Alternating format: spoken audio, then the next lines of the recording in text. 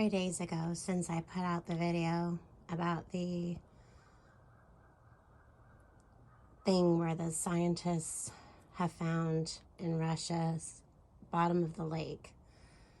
Now, right there, y'all should be asking yourselves some questions. How do they know where it is if they haven't already poked at it? So a lot of you have been concerned about the airborne part, hence the reason I put up the CO2 and the methane gases. That absolutely goes into the air. Okay, so we have a lot to unpack here. I have about 5 tabs pulled up and a couple of more that I emailed to myself last night while in bed because I'm so laid up. Not really laid up. I shouldn't say laid up because I'm doing tons. But while I was laying in bed last night, I emailed some stuff to myself, and this stuff dates way back. So last night, Mr. Jeff Bear emailed me some stuff that Wyon put out. And of course, they were putting the same stuff I put out days ago that I found in an article overseas.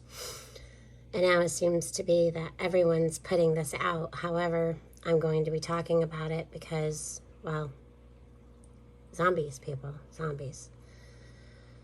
You remember the flick, 28 Days Later, and I Am Legend, right? About the unstoppable viral plague that swept across humanity, transforming people into mindless monsters and cannibalistic tendencies.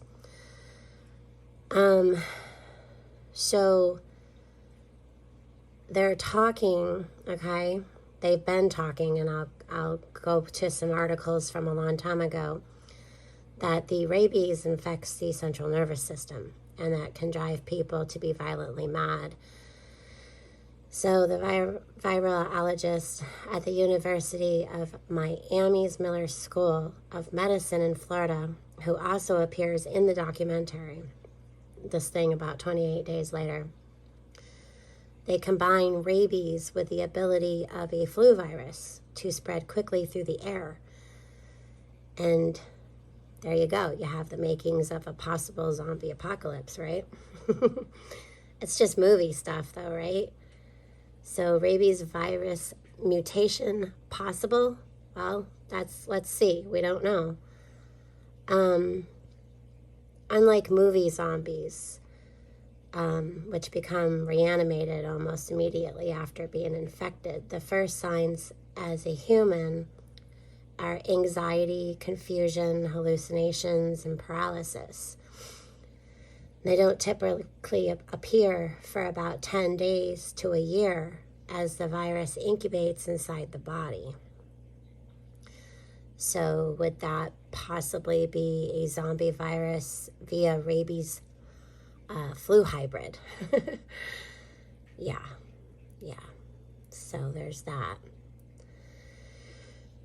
So then we go on to this article from, let's see, not sure the date on this one, about the human rabies disease is caused by rabies virus, a virus that belongs to the Rhabdoviridae family.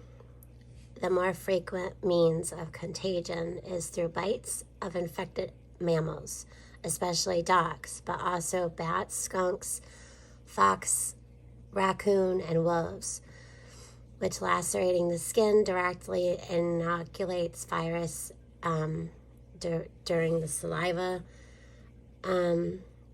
into underlying tissues. Immediately after inoculation, the virus enters neuroaxons and migrates along the peripheral nerves toward the central nervous system, where it basically localizes there and injures the neurons of the brainstem.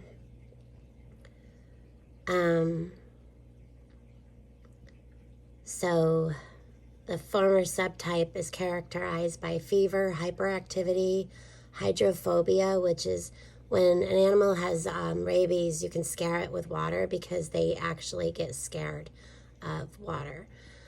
Hypersalivation, deteriorated consciousness. That one's interesting. Phobic or involuntary spasms, irritability, aggression behaviors. So the current worldwide incidence of mortality of rabies in Africa and Southeast Asia nearly double in men than in women, with a higher peak in childhood. Mortality remains as high as 90% since patients with encephalitic rabies remind the tradition image of zombies. But we like to think outside of the box, right? So, like, what would an apocalyptic epidemic look like if mutated rabies mutated with a flu-like virus that was airborne? So, human-to-human transmission foster incubation, enhanced neurotoxicity, and predisposition towards developing high aggressive behaviors. So the rabies disease is mostly sustained in humans by rabies lyssavirus, a virus belonging to a large family of the, like I said before, and I'm going to hack this word probably, is the Rabies. It conventionally travels by dogs, bats, fox, all the animals I mentioned before. So let's get to go down a little bit further, and this starts talking about the frequency of poor countries. It's mainly in dogs. That's how it spreads. Although it does, again, bats, skunks, fox, raccoons, and dogs. In underdeveloped countries with rabies. So those are the highest risk factors, and I think that they go a couple to a few weeks, sometimes less. And there's some interesting things in this article, so I'm going to leave this article in the description of this video. Always make sure you check the description, and if you're looking up anything about something you heard in one of my videos, I often don't mention it, but I do update articles within that video in the description. So back to this permafrost, about the melting Arctic that could release this thingamajiggy. So we were told in Russia at the bottom of a lake, right, that there's a possibility. And the things that they're saying, can you imagine if this was airborne? I mean, we all around the world got crippled by the thing that we've been dealing with the past couple of years. And now they're talking about this.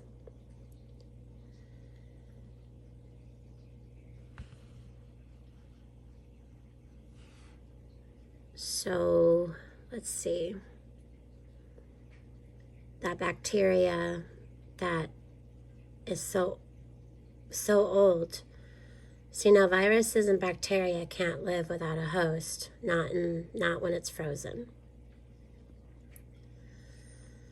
I'm gonna just link that article. So then I come across this like very interesting PDF file, which it's called Headquarters United States Strategic Command. And it's the con plan of 8888-11. I'm pretty sure I've put this in my videos before. This one's from April 30th, 2011. And this PDF is quite interesting. I'm also going to link that in the description of this video. So, you know, whether this is real or not, I'll leave that up to you guys. But they do say some pretty strange things in this. And why do they even have this PDF file? You know, it's kind of like when the thing was going around the past couple of years, that 3-letter organization putting out the zombie apocalypse preparedness for kids. I'm just scrolling down because I found something very, very interesting. So they talk about these scenarios with humans in response to a threat, and scenarios about zombie cons and the actions that would be taken possibly, and this, that, the other thing. Yeah, so in case it ever traveled by air or sea traffic, and what they would do about the zombie infections. I giggle, but I don't know, guys. I don't know. So there's a bunch of different things that they list zombie threat summary. All right, so there's like a pathogenic zombies, which it'll tell you about those. And then it goes on to radiation zombies and evil magic zombies and space zombies and weaponized zombies and all kinds of zombies, okay? They even talk about like the movie craze about the zombies and like how that could take a play. It's rather interesting to look through this, but then I started noticing about the radiation and the electromagnetic, and that really spiked my interest. So I'm going to link that PDF in the description. So let's see. On to this, last year, they were talking about rabies and zombie virus again. I will also link that article in the description. Rather than make my funny, weird videos about zombies on the ground and aliens in the air, I'd rather you guys read through this yourselves. So, this one article is from October 27th, 2010. And in the zombie flicked 28 days. So there's an ad that keeps popping up on this. It's from National Geographic. I will also link that in there. I did put my email address in, but it's not showing up for me now on a computer. So let me just try to do that, and we'll see if I can get this to show. Bear with me.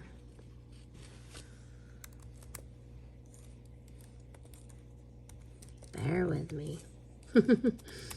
I'm a slow typer. I'm a chicken typer. Like a pecking chicken. Okay, so I have 3 articles left to read before I get locked out of here without signing up. Okay, so in this article from National Geographic, zombie virus possible via rabies flu hybrid, ? They talk about the cannibalistic tendencies and the transforming people into mindless monsters, and through humans can't come back to life, and certain viruses can induce such behavior like zombie-like behavior, scientists say. Yeah, it's pretty weird, right? So unlike movie zombies, which become reanimated almost immediately after infection, the first sign a human has rabies is anxiety, confusion, hallucinations, paralysis. Don't typically appear for 10 days as the virus incubates inside the body. Now, that's different because Dogs and bats and fox and different other animals, they react differently, but people, whew. So once rabies sets in, it's usually fatal within a week if left untreated. If the genetic code of the rabies virus experienced enough changes or mutations in its incubation time, could be reduced dramatically, scientists say. Many viruses have naturally high mutation rates, constantly change as a means of evading or bypassing the defenses of their host, which we learned the past couple of years, right? There are various ways viral mutations can occur.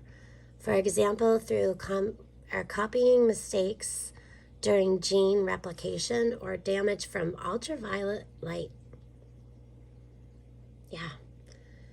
So, new fast evolving rabies virus found and spreading. I'm not going to click that because I will click that afterwards, but I'm pretty sure that's what they might be talking about in Russia. Whew. So, different forms or strains. Yeah. So this is pretty weird, right? Why are they all talking about this as we're at the end of the thing that we've been dealing with the past couple of years, right? Yeah. So all I can say is keep up to date, keep informed. Do your own research and look up more. The more you look up, the more you find. Maybe email it to me or leave it in the comment sections of the videos that we put out. Can you imagine through CO2 and methane gas that this thing would just go airborne? You know, my video 3 days ago, I showed the CO2 and I showed that steamy volcanic looking thing with the methane gas bubbling. Methane gas also burns.